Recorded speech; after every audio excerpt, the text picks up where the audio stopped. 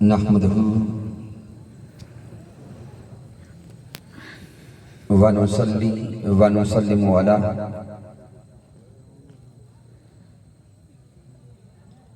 سيدنا ومولانا محمد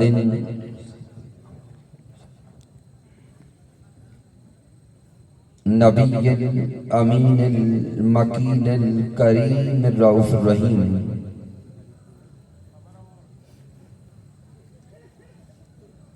أما بعد فأعوذ بالله من الشيطان الرجيم بسم الله الرحمن الرحيم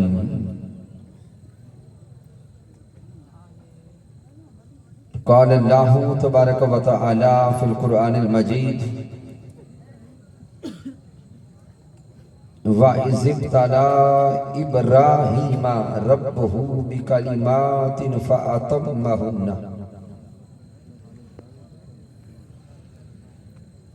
قَالَ إِنِّي جَاعِلُكَ لِلنَّاسِ إِمَامًا قَالَ وَمِنْ ذُرِّيَّتِي قال لا ينال أحد الظالمين صدق الله مولانا العظيم إن الله وملائكته يصلون على النبي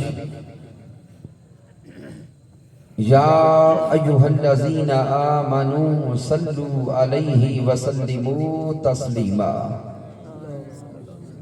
بآواز بلند درود پاک تلاوت فرمائیں اللہم صلی علی سیدنا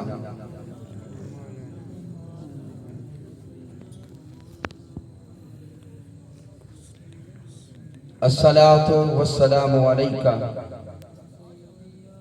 یا سیدی یا رسول اللہ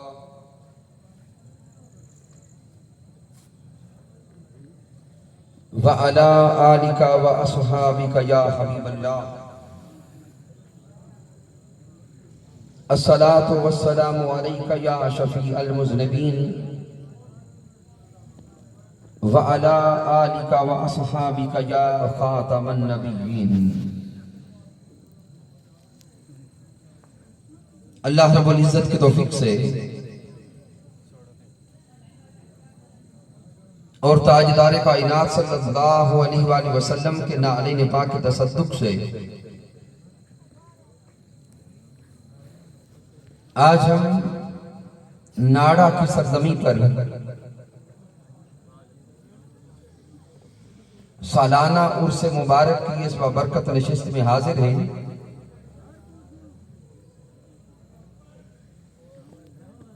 اور اس عرس مبارک کی تقریب میں مسند صدارت پہ تشریف فرما ہے آل نبی اولاد علی حضرت پیر طریقت پیر سید جرار حیدر شاہ صاحب بخاری رضیدہ مجدہو دیگر تشریف لانے والے جمیع سادات کرام مشائخ عظام علماء کرام رب کائنات ہم سب کا یہ سادات کرام کی بارگاہ میں حاضر ہونا اور پھر ان کے توسل سے بارگاہ مصطفیٰ صلی اللہ علیہ وآلہ وسلم میں حاضر ہونا اور رب کائنات کی بارگاہ میں حاضر ہونا میرا اللہ اپنی بارگاہ میں قبول فرمائے۔ سامعین محترم، موضوع ذکر آل مصطفیٰ صلی اللہ علیہ وآلہ وسلم کے حوالہ سے ہے، لیکن جس طرف بطور خاص آستانہ کی طرف سے اور علماء کرام کی طرف سے اشارہ کیا گیا کہ آج کا یہ دور فتنہ کا دور آ چکا ہے، اور اس ظلم و فتن کے دور میں ایسے لوگ بھی پیدا ہوتے جا رہے ہیں جو یزید کو پکڑ کر جنت میں داخل کرنا چاہتے ہیں.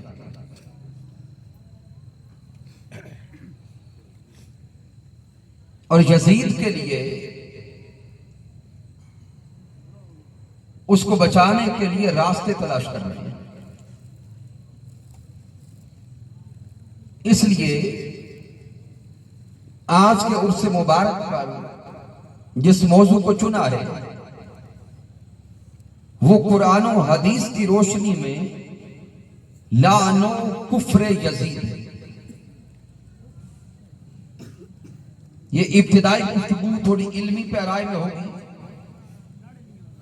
میں کوشش کروں گا کہ چونکہ کہ علمی موضوع مجھے دیا گیا، اس موضوع کو بھی انشاءاللہ تعالی آپ تمام احباب پانی کی طرح اپنے من میں اتار کے جائیں گے،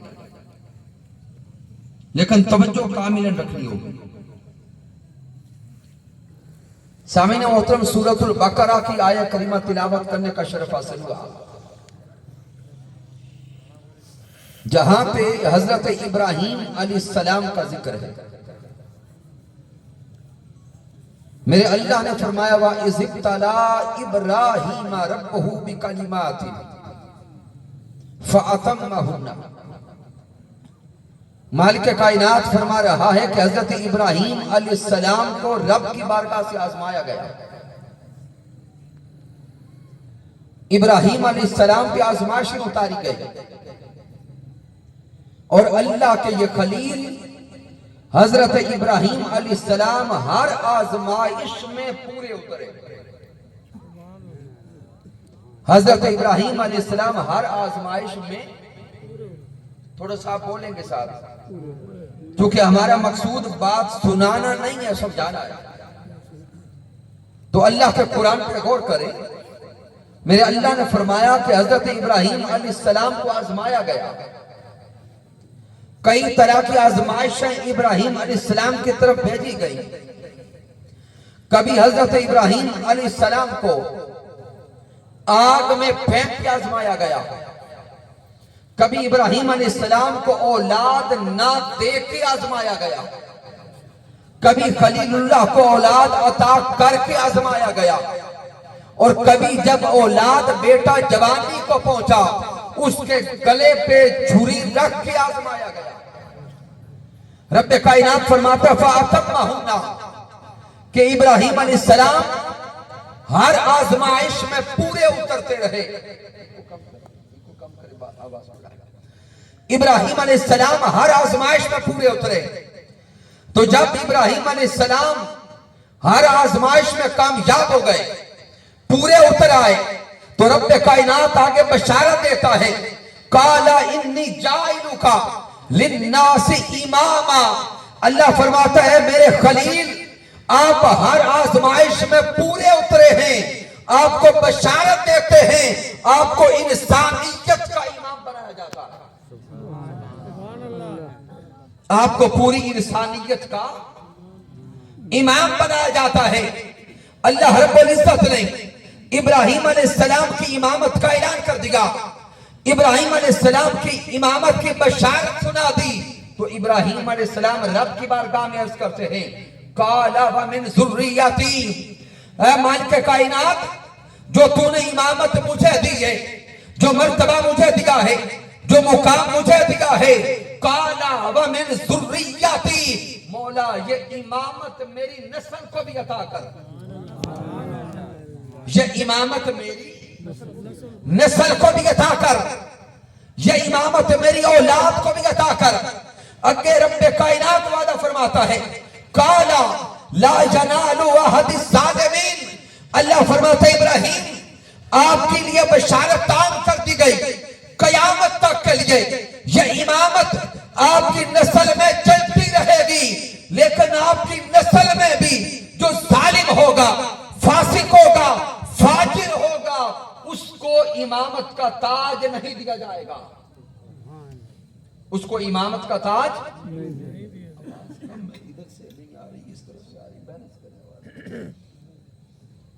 تو حضرت ابراہیم علیہ السلام کے کلمات پہ غور کریں اور رب کائنات کے جواب پہ غور کریں. میرے اللہ نے فرمایا لا ینال احد الظالمین. قیامت تک یہ امامت، یہ منصب، یہ فضیلت، یہ شان، یہ رفعت آپ کی نسل میں چلتی رہے گی، لیکن جو ظالم ہوگا وہ امام ہونے کے لائق کیا بولے نہیں ہوگا. سامعین محترمات کا اس دور میں یزید کی پاسداری کرنے والے اس آیہ کریمہ کی طرف دیکھیں. میرے اللہ نے قرآن میں اعلان کر دیا جو ظالم ہوگا وہ امام بننے کے لائق نہیں ہوگا. یزید کی ساری زندگی دیکھیں. یزید بچپن سے لعنتی بھی تھا، یزید بچپن سے بے رحمی کا شکار بھی تھا.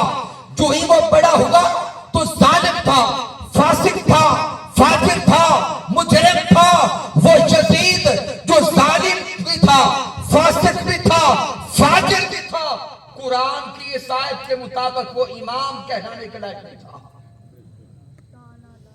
وہ منصب امامت پہ بیٹھنے کے قابل بولے نہیں تھا. پھر اس سے آگے چلیں. یزید بدبخت وہ تھا جس نے تاجدار کائنات صلی اللہ علیہ وآلہ وسلم کو تڑپایا ہے. اس نے رسول اللہ کو اذیت دی ہے.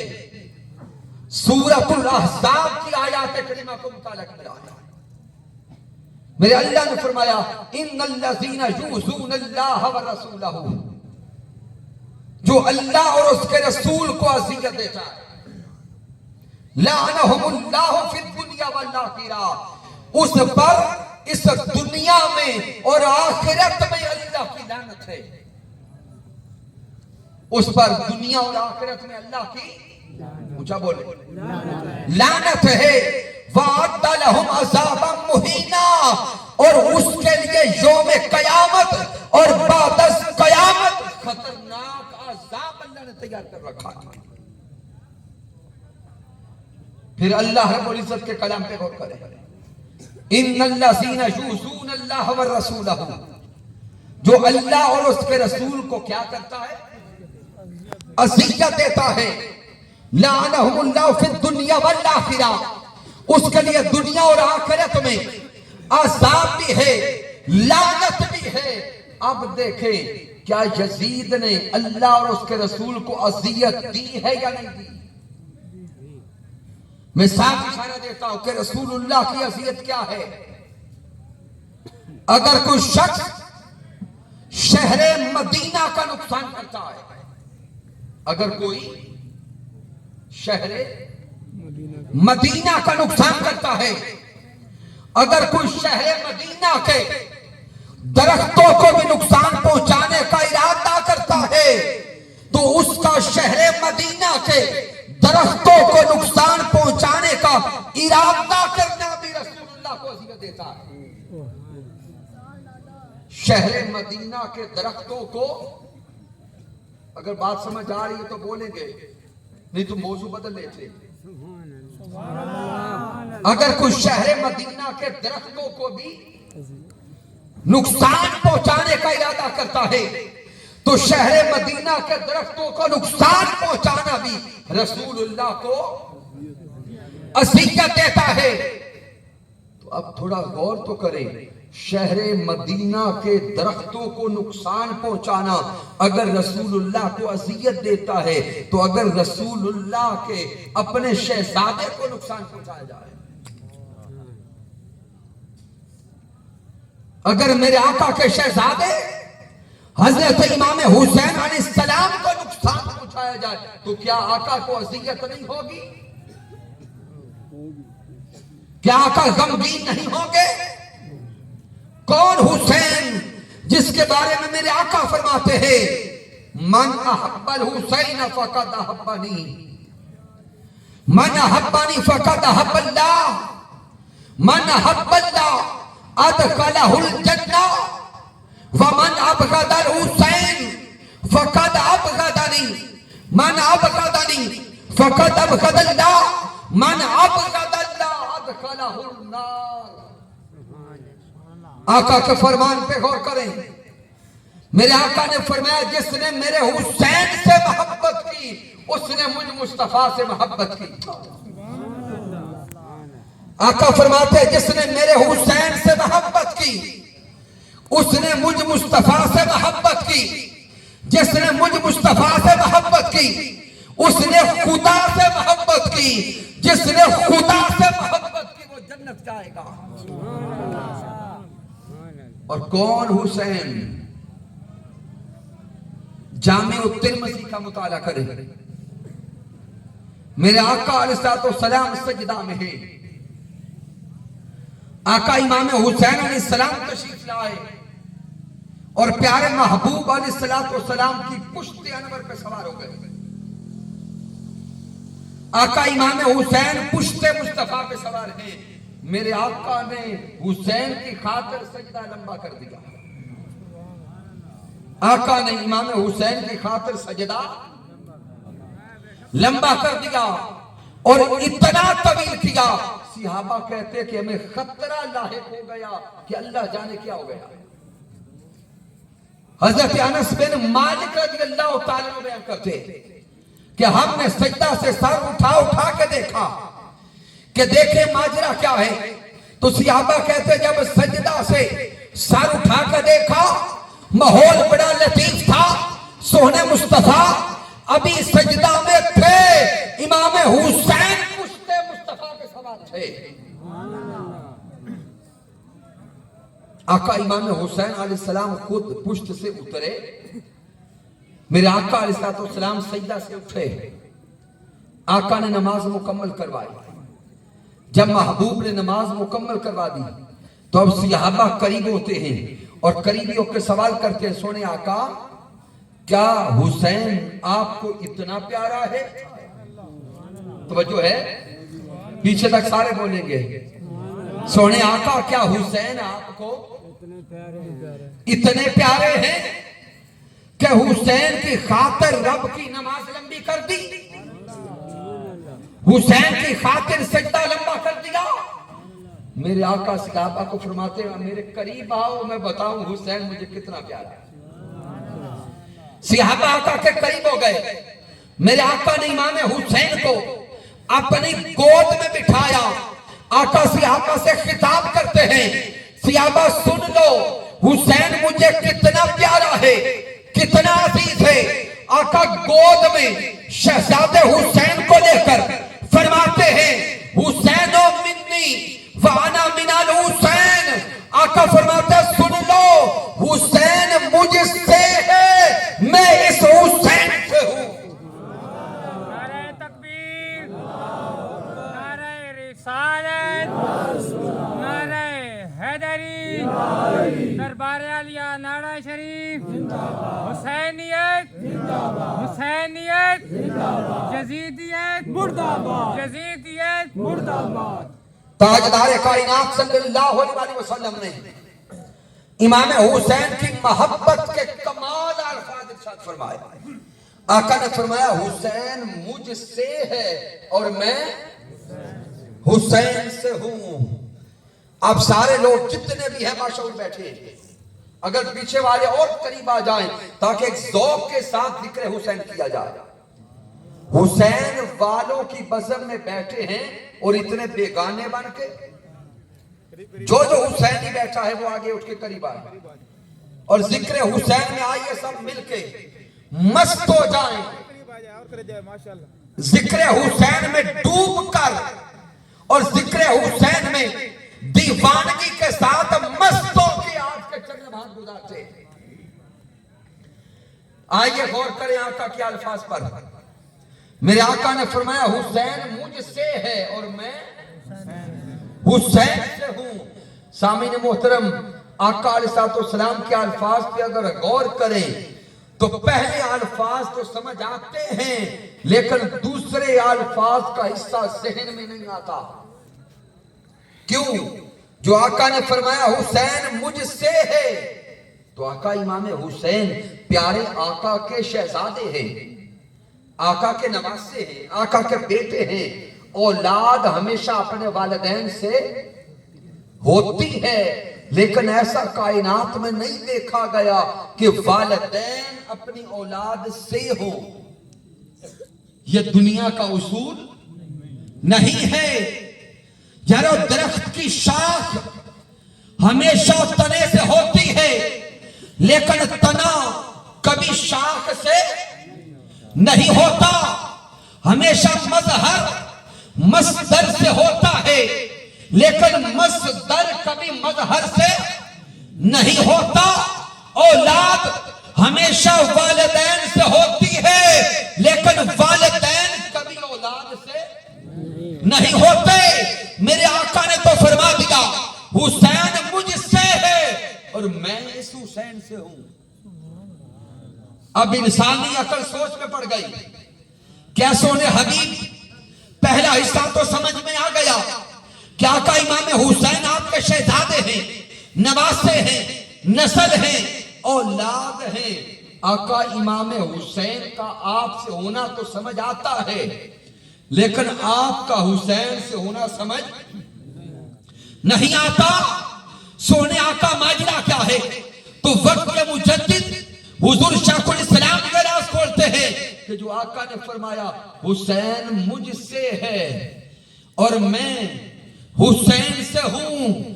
آقا فرمائے رہے ہیں کہ میرا حسین فاطمہ کی گود سے لے کر نیزے کی نوک تک، میرا حسین میری فاطمہ کی گود سے لے کر نیزے کی نوک تک مجھ سے ہے، اور نیزے کی نوک سے لے کر اب قیامت تک میں حسین سے ہوں۔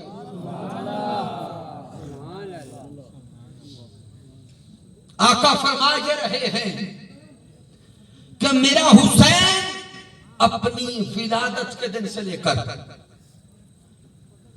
میرا حسین اپنی ولادت کے دن سے لے کر شہادت کے دن تک مجھ سے ہے۔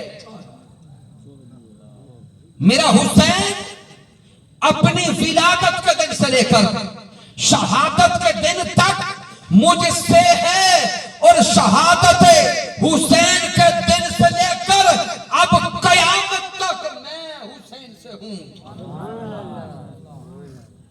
اس سے آگے غور کریں، میرے آقا فرمائے رہے ہیں کہ دین اسلام کیا اونچا بولیں، دین اسلام اپنی ابتدا سے لے کر کرب و بلا کے دن تک، دین اسلام اپنی ابتدا سے لے کر کرب و بلا کے دن تک مجھ سے ہے۔ دین اسلام اپنی ابتدا سے لے کر کرب و بلا تک مجھ سے ہے، اور یہ دین اسلام اب کرب و بلا کے دن سے لے کر قیامت تک میرے حسین سے ہے۔ گویا میرے آقا پیغام یہ دے رہے ہیں کہ دین اسلام اپنی ابتدا سے لے کر کرب و بلا کے دن تک محمدی ہے۔ دین اسلام اپنی ابتدا سے لے کر، اور دین اسلام کی ابتدا حضرت آدم علیہ السلام کی نبوت سے ہو گئی۔ آقا فرما رہے ہیں کہ دین اسلام اپنی ابتدا سے لے کر کرب و بلا کے دن تک محمدی ہے۔ کیا ہے؟ کیا بولے؟ محمدی ہے، اور یہ دین اسلام کرب و بلا کے دن سے لے کر قیامت تک حسینی ہے۔ یہ الفاظ سمجھنے والے ہیں کہ یہ دین اسلام کرب و بلا کے دن سے لے کر قیامت تک حسینی ہے۔ اب یہ سارے اونچا بولیں گے، دین اسلام اب قیامت تک اسلام قیامت تک حسینی ہے۔ اگر دین اسلام حسینی ہے تو پھر کہنا پڑے گا یہ کلمہ بھی حسینی ہے۔ یہ تکبیر، نعرہ رسالت، نعرہ حیدری.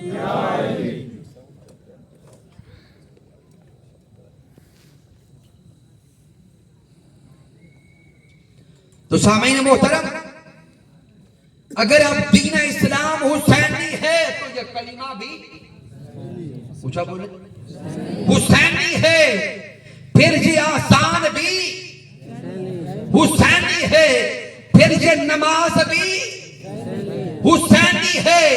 ارے آج کربلا بلا کے دن سے لے کر آج تک اور قیامت تک یہ دین حسینی، یہ کلمہ حسینی، نماز حسینی، آسان حسینی. اگر آج یہ کلمہ حسینی ہے تو لازم ہے کہ کلمہ پڑھنے والا بھی حسینی ہو. اس لیے سامعین محترم، یہ نقطہ سمجھنے والا ہے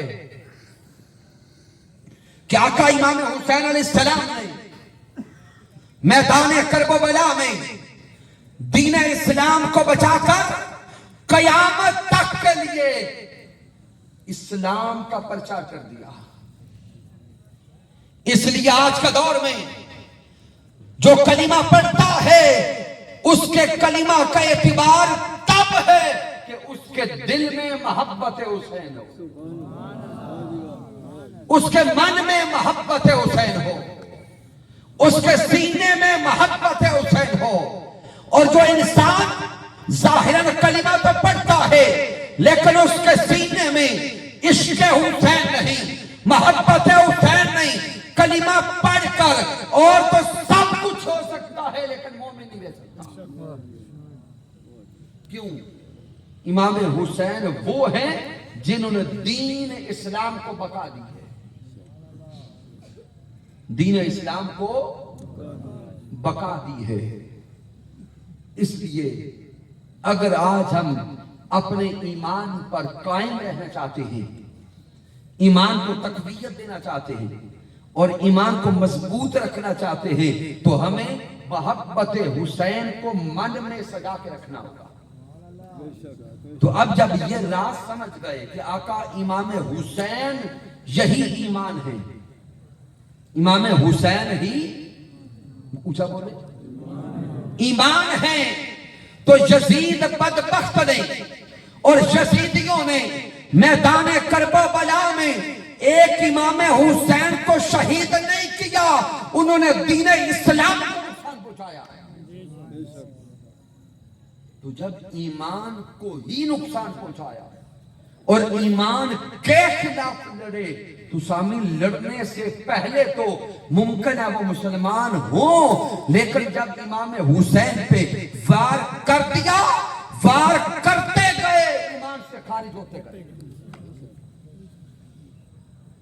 یزیدی بدبختوں کے کفر پر، لعنت پر بس اتنی ہی دلیل کافی ہے کہ انہوں نے امام حسین کے خلاف جنگ کی ہے. اس لیے آج کے اس دور میں اگر کوئی ظالم یزید کا حامی نظر آتا ہے، مختلف ہیلوں اور بہانوں سے یزید کو جنت کے قریب لے جانا چاہتا ہے، سمجھ لیں وہ یزید کا پیروکار، وہ خود بھی جہنمی ہے اور یزید کی محبت اسے جہنم میں لے جائے. پھر یزید کا 3 سالہ دور حکومت، 3 سالہ دور حکومت میں یزید نے کیا کیا؟ پہلے سال اس نے نواسہ مصطفیٰ کو شہید کیا، پہلے سال اس نے آقا امام حسین علیہ السلام کو شہید کروایا. اپنی حکومت کے دوسرے سال اس نے شہر مصطفیٰ، شہر مدینہ پہ حملہ کیا. یزیدیوں نے اور بدبختوں نے مسجد نبوی میں گھوڑے باندھے. 3 دن تک مسجد نبوی میں آذان نہ ہوئی. اور وہ یزید اتنا ظالم تھا، اس نے اپنی فوج کے لیے اعلان کر دیا کہ تمہارے لیے مدینہ کی ماؤں بہنوں بیٹیوں کی عزت حلال ہے.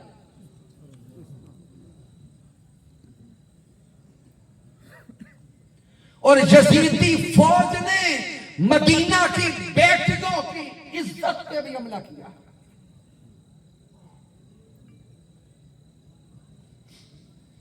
جب 3 دن کے لیے مسجد نبوی میں آذان نہیں ہوئی، جماعت نہیں ہوئی،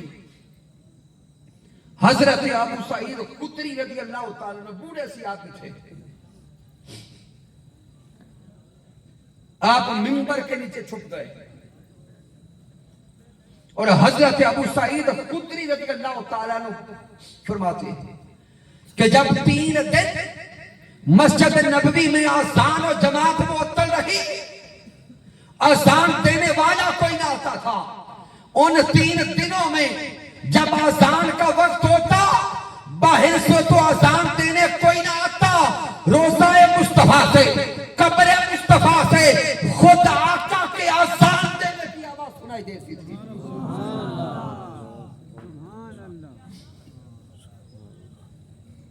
پھر اس یزید اللعین کی حکومت کا 3 سال اس بدبخت نے شہر مکہ پر اور کعبۃ اللہ پہ حملہ کروایا.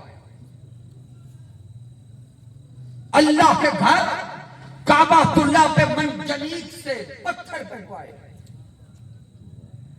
منجنیق سے گولے مارے گئے اور کعبۃ اللہ کے غلاف کو آگ لگائی گئی.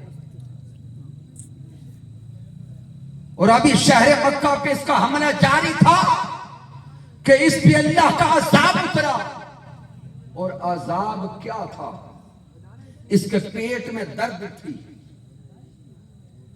اتنی شدید درد تھی کہ اس سے بچ نہ سکا. اور بعض کتب میں آیا ہے کہ اس کو ایسی پیاس لگی، درد بھی تھی، پیاس بھی تھی، پانی پیتا جاتا تھا، نیچے سے نکلتا جاتا تھا، پیاس ختم نہیں ہوتی تھی. ادھر مکہ پہ حملہ جاری تھا، ادھر یہ لعین بدبخت اللہ کے عذاب سے مر گیا. یہ ہے یزید. لیکن سامعین محترم، آج کے مادیت کے دور میں اور اس فتنہ کے دور میں ضرورت اس ثمر کی ہے کہ ہم سب مل کر آقا امام حسین کی محبت کو صرف اپنے سینوں میں نہ سجائیں، یہ چراغ در چراغ آگے جلاتے چلے جائیں. چونکہ خاندان مصطفیٰ کی محبت ہی ایمان ہے، اور خانوادہ مصطفیٰ کی محبت کے بغیر نہ ایمان نصیب ہوتا ہے، نہ ایمان کی حلاوت ملتی ہے. کیوں؟ ساتھ اگلی آیت کریمہ کو جوڑ ڈالا، اس لیے کہ میرے اللہ نے ارشاد فرما دیا انما یرید اللہ لیذہب عنکم الرجس اہل البیت ویطہرکم تطہیرا. میرے اللہ نے ارشاد فرما دیا کہ اللہ کا ارادہ یہ ہے، رب کائنات کا امر یہ ہے، انما یرید اللہ لیذہب عنکم الرجس اہل البیت. اللہ کا ارادہ یہ ہے کہ وہ ہر قسم کی نجاست کو اہل بیت مصطفیٰ سے دور رکھے، ہر قسم کی نجاست کو اہل بیت سے اونچا بولے دور رکھے. وَيُطَهِّرَكُمْ تَطْهِيرًا، اور اہل بیت مصطفیٰ کو اس طرح پاک کر دے، مزکا کر دے، مصطفیٰ کر دے ایسا کہ پاکیزگی کا حق ہے. اب سامعین محترم، اس سے ایک لطیف نکتہ عرض کرنا چاہتا ہوں. ذہن میں ایک سوال پیدا ہوگا کہ کتنے لوگ ہمیں ایسے نظر آتے ہیں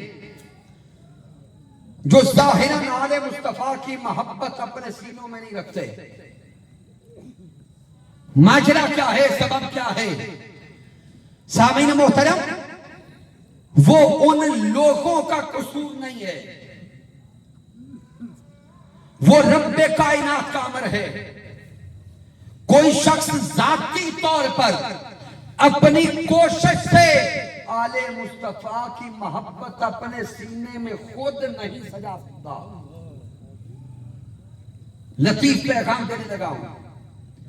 کوئی انسان اپنی ذاتی کوشش سے آل حبیب کی محبت اپنے سینے میں بولے نہیں سجا سکتا. یہ اللہ کا کرم ہوتا ہے, رب کائنات کا امر ہوتا ہے, رب کائنات کی مہربانی اور فضل ہوتا ہے کہ رب کائنات بندوں کے سینوں کو چن کر ان کے سینوں میں مصطفیٰ کی محبت سجاتا ہے. کیوں؟ آل مصطفیٰ کی محبت یہ پاکیزہ شے ہے. کیا ہے بھئی؟ آپ کی ذوق کی بات آنے لگی ہے, اونچا بولے. آل مصطفیٰ کی محبت پاکیزہ شے ہے. کیا ہے؟ پاکیزہ شے, مطہر, مزکا, مصطفیٰ. سامعین محترم, اب باشعور لوگ بیٹھے ہیں. ہم نے اگر پاک شے کسی برتن میں ڈال لی ہو تو برتن گندا لیتے ہیں یا پاک لیتے ہیں؟ تھوڑا اور اونچا بولو. ہم دنیا کے انسان پاک شے کو کسی برتن میں ڈالنے کے لیے ہم گندا برتن نہیں لیتے. ہم پاک شے کو کسی برتن میں ڈالنے کے لیے برتن صاف لیتے ہیں, پاک لیتے ہیں, مزکا لیتے ہیں. ارے سامعین, اسی طرح آل مصطفیٰ کی محبت یہ پاک بھی ہے, اعلیٰ بھی ہے, مزکا بھی ہے, مصطفیٰ بھی ہے. اگر دنیا دار پاک شے رکھنے کے لیے پاک برتن لیتے ہیں تو وہ رب کائنات مصطفیٰ کی آل کی محبت کو سینوں میں رکھنے کے لیے صاف اور پاک سینے چنا کرتا ہے.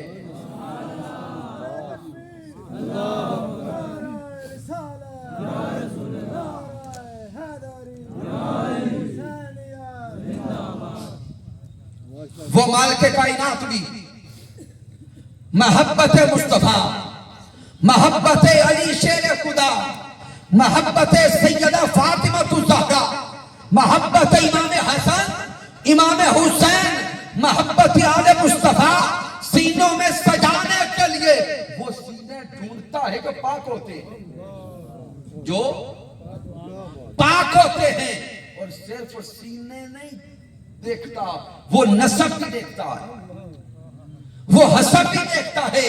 تو یہ نقطہ جان لیں, جس کے سینے میں محبت آل مصطفیٰ ہے اس کا سینہ بھی پاک ہوگا, اس کا قلب بھی پاک ہوگا, اس کا باطن بھی پاک ہوگا, اس کے روح بھی پاک ہوگی, اس کا حسب بھی پاک ہوگا, اس کا نسب بھی پاک ہوگا, اس کے والدین بھی پاک ہوں گے. تب محبت آل مصطفیٰ نصیب ہوگی.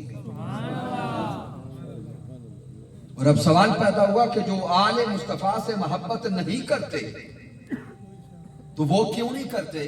تو میرے اللہ نے قرآن میں اعلان کر دیا, انما یرید اللہ لیذہب عنکم الرجس اہل البیت. اللہ نے قیامت تک کے لیے وعدہ کر دیا, قیامت تک کے لیے اعلان کر دیا کہ کوئی پلید میری آل کے قریب جا نہیں سکتا. آئے ہائے, اللہ نے اعلان کر دیا کہ کوئی پلید میری آل کے قریب جا نہیں سکتا, اور کوئی پاک میری آل سے دور رہ نہیں سکتا. تو جو آل مصطفیٰ سے دور نظر آئے قصور اس کا نہیں ہوگا. جو آل مصطفیٰ سے دور نظر آئے سمجھ جاؤ کہیں نہ کہیں کوئی خرابی ہے. چاہے وہ خرابی عقیدہ کی ہو, چاہے وہ خرابی من کی ہو, باطن کی ہو, سینے کی ہو, حسد و نسب کی ہو. اور جو آل مصطفیٰ کے قریب نظر آئے سمجھ لو اس کا سینہ بھی پاک ہے, اس کی نسل بھی پاک ہے. پھر اسی آیت کریمہ پہ اور تھوڑا غور کریں. انما یرید اللہ, یہ انما کلمہ حسر ہے. انما کلمہ حسر ہے اور انما تاکید کے لیے آتا ہے، حسر قائم کرنے آتا ہے۔ رب کائنات زور دے دے دے کر فرما رہا ہے جو آل کے قریب ہے وہی پاک ہے، وہی پاک ہے۔ اب میں آخری آیت کریمہ کو ساتھ جوڑتا ہوں کہ جب نجران کے عیسائی محبوب علیہ السلام سے مناظرہ کرنے آئے، کیا کرنے آئے؟ مناظرہ کرنے آئے، اور وہ مناظرہ مباہلہ میں بدل گیا۔ نجران کے عیسائی آئے تھے مناظرہ کرنے، لیکن ہونے لگ گیا مباہلہ۔ تو اب مباہلہ کا اسلوب اللہ نے خود اپنے حبیب کو عطا فرمایا ہے۔ میں وقت بچاتے ہوئے چونکہ ہمارے قوال برادران تشریف لے آئے ہیں، چلیے اس آیت کریمہ کے صرف ترجمہ دیتا ہوں۔ مالک کائنات اپنے حبیب سے فرماتے، محبوب ان سے فرما دے کہ آؤ تم اپنے بیٹوں کو لاؤ، ہم اپنے بیٹوں کو لاتے ہیں، ابناءنا و ابناءکم ونساءنا و نساءکم، ہم اپنی عورتوں کو لاتے ہیں، تم اپنی عورتوں کو لاؤ، وَأَنفُسَنَا وَأَنفُسَكُمْ، ہم اپنی جانوں کو لاتے ہیں، تم اپنی جانوں کو لاؤ، ثُمَّ نَبْتَهِلْ فَنَجْعَلْ لَعْنَةَ اللَّهِ عَلَى الْكَاذِبِينَ، اور ہم ایک جگہ پر اکٹھے ہو کر رب کی بارگاہ میں ہاتھ اٹھاتے ہیں، پھر جو جھوٹا ہوگا اس پہ اللہ کی لعنت ہوگی۔ تو گویا یہ اللہ کی لعنت ہمیشہ مصطفیٰ کے دشمنوں پر ہوتی ہے۔ تو اب جب محبوب علیہ السلام مباہلہ کی تیاری کر رہے تھے تو پہلا مقام آیا ابناءنا و ابناءکم، ہم اپنے بیٹوں کو لاتے ہیں، تم اپنے بیٹوں کو لاؤ۔ جب محبوب علیہ السلام بیٹے لانے کے مقام پہ پہنچے تو میرے حبیب فرماتے ہیں حسن و حسین کہاں ہیں؟ حسن اور حسین کہاں ہیں؟ اب سوچتے جائیے گا، اللہ نے تو فرمایا تھا حبیب ان سے کہیں ہم اپنے بیٹوں کو لاتے ہیں، ہم اپنے بیٹوں کو لاتے ہیں، لیکن امام حسن و حسین بیٹے کس کے ہیں؟ مولا علی شیر خدا اور سیدہ فاطمہ الزہرا کے۔ پھر آگے وَنِسَاءَنَا وَنِسَاءَكُمْ، ہم اپنی عورتوں کو لاتے ہیں، تم اپنی عورتوں کو لاؤ۔ جب عورتوں کو لانے کا مقام آیا میرے آقا فرماتے ہیں شہزادی سیدہ فاطمہ الزہرا کہاں ہے؟ تو عورتوں کے مقام پر سیدہ فاطمہ الزہرا کو لائے۔ آگے میرے اللہ نے فرمایا وَأَنفُسَنَا وَأَنفُسَكُمْ، ہم اپنی جانوں کو لاتے ہیں، تم اپنی جانوں کو لاؤ۔ اب یہ وقت تھا مصطفیٰ کی جان کے لانے کا، ہر کوئی انتظار میں تھا کہ ہم دیکھیں کہ مصطفیٰ کی جان کون ہے، ہر کوئی اس انتظار میں تھا کہ دیکھیں حبیب اپنی جان کس کو کہتے ہیں۔ جب سارے متجسس تھے دیکھنا چاہتے تھے جان مصطفیٰ کو، میرے آقا فرماتے ہیں میرا علی کہاں ہے؟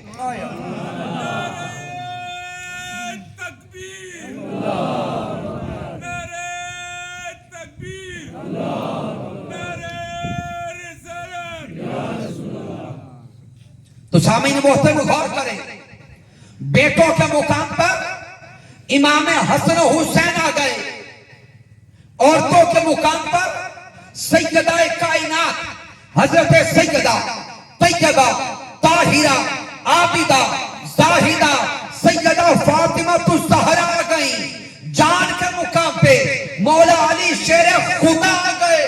یہ 5 تن نکلے عیسائیوں سے مباہلہ کرنے آئے۔ کتنے تن؟ لوگ 5 تن کے نام سے چڑھتے ہیں، سمجھ لو ایمان یہی 5 تن ہیں۔ 5 تن نکلے عیسائیوں سے مباہلہ کرنے۔ اب نکلنے کا منظر کیا تھا؟ سب سے آگے میرے آقا علیہ السلام، پیارے آقا آگے ہیں، دائیں طرف امام حسن، बाईं तरफ इमाम हुसैन, आका के पीछे सैयदा कायनात और सैयदा कायनात के पीछे मौला कायनात। गोया सैयदा का पर्दा भी कायम, सैयदा का पर्दा भी कायम, चारों तरफ से घेरा हुआ। जब ये 5 तन जा रहे हैं, ईसाइयों के बड़े पादरी ने 5 तन को देखा। ईसाइयों के बड़े पादरी ने 5 तन को देखा, इनके चेहरों का नूर देखा, चेहरों की चमक देखी। तो वो बड़ा पादरी अपने सारे ईसाइयों को कहता, रुक जाओ, आगे ना बढ़ना, आगे मुबाहला के लिए न बढ़ना। वो सारे छोटे पादरी कहते हैं, भाई तुम ही तो हमें मुबाहला के लिए तैयार करने वाले थे, यहां तक पहुंचाने वाले भी तुम थे, आज रोकते क्यों हो? आज जब मौका आ गया तो हम सबको बोले। आखिरी अल्फाज आने वाले हैं, जज्बात का इजहार कीजिएगा। सब सवाल करते हैं कि आप मुबाहला से रोकते क्यों हो? ईसाइयों का बड़ा पादरी बोल के कहता है, अरे इन 5 तन के चेहरों का नूर देखो, इनके चेहरों की चमक देखो। मैं देख रहा हूं आज इन 5 तन ने अगर ईसाइयों के लिए बद्दुआ के लिए हाथ उठा दिए, फिर क़यामत तक जमीन पे कोई ईसाई नहीं आएगा, क़यामत तक ईसाई नजर नहीं आएगा। वो रुक गए, पीछे हट गए, मुबाहला नहीं किया। लेकिन सामीन मोहतरम, जुमलों पे गौर करना, वो बड़ा ईसाई, वो ईसाई पहचान गए, मुबाहला नहीं किया। वो ईसाई पहचान गए, मुबाहला नहीं किया, क़यामत तक के लिए ईसाईयत बचा गए। मुबाहला न करके क़यामत तक के लिए ईसाईयत बचा गए। कितने नादान हैं ये कलिमा पढ़ने वाले, हुसैन को छोड़कर दर दर पर धक्के खाते फिर रहे हैं। आज देखो 56 देश हैं इस्लाम के नाम पर, लेकिन मुसलमान कट रहा है, मुसलमान मर रहा है, मुसलमान धक्के खा रहा है। कभी सोचा कि इन धक्के खाने के सबब क्या, पीछे माजरा क्या है? हमने ज़ाते हुसैन को छोड़ दिया, तालीमाते हुसैन को छोड़ दिया, मोहब्बत हुसैन को छोड़ दिया। रब ने भी दर दर के धक्के खिलाने शुरू कर दिए। आज अगर फिर सर उठा के जीना चाहते हैं, तहरीक मिनहाजुल कुरान का पैगाम, सादात का पैगाम, इन आस्थानों का पैगाम और आले मुस्तफा से मोहब्बत करने वालों का पैगाम लेकर जाएं। आज अगर फिर कायनात में सर उठा के जीना चाहते हैं तो अपना इमाम हुसैन को बना लें, अपना इमाम ऊंचा बोले, आका हुसैन को बना लें। चूंकि जिसका इमाम इमाम हुसैन होता है, उसका सर झुका नहीं करता, फिर सर कट का भी उन्हें से कि नोट तो ऊपर रहता। क्यों? इमाम हुसैन सर झुकाने नहीं देते। इसलिए आइए अपना रिश्ता, अपना ताल्लुक दरे इमाम हुसैन से जोड़े और जमी सहाबा किराम को देखे। हजरत अबू बकर as-सिद्दीक रज़ियल्लाहु ताला अन्हु को देखे, हजरत उमर फारूक रज़ियल्लाहु ताला अन्हु को देखे, हजरत उस्मान ज़ुन्नुरैन को देखे, हजरत बिलाल हबशी को देखे, अनस बिन मालिक को देखे, हजरत कतादा को देखे, हजरत अबी हुरैरा को देखे, अबी सईद खुदरी को देखे। अरे सब सहाबा को देखे, हर सहाबी आल का नौकर है।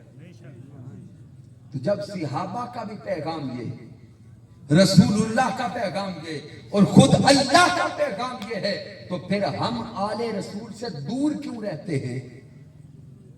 आइए अपने सीनों में मोहब्बत इमाम हुसैन आली मुकाम को सजाएं।